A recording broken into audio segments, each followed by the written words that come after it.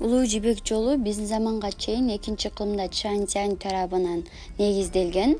Анын борбору Кытайдагы Лоян шаары. Улуу жибек жолунун алгачкы тарыхы археологдордун маалыматына таянсак, Улуу жибек жолу деп аталганга чейин, биздин заманга чейин 3-кылымда Памирден Индияга жана Месопотамияга товар катары лазурит таштары ташылгандыктан аны Лазурит жолу деп аташкан.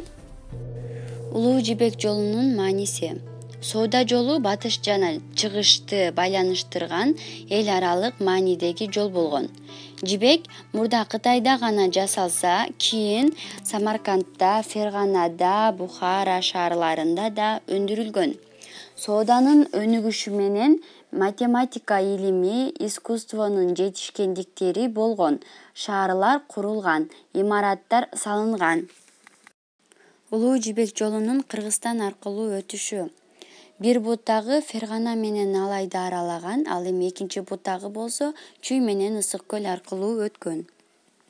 Улуу жибек жолу аркылуу өткөн соодагерлер Таш-Шабат кербен сарайына токтошуп, ал жерден эс алышып, тыныгып кетишкен жана дагы кээ бир товарларын ошол жердеги болгон соодагерлер менен алмашышып дагы ошол жерден дагы товарларын сатышкан.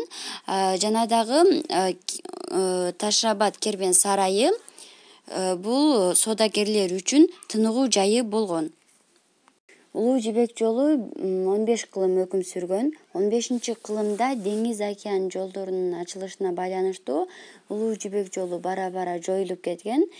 Себеп дегенде соодагерлер үчүн деңиз океан жолдору аркылуу товар ташыган оңой жана ыңгайлуу болгон.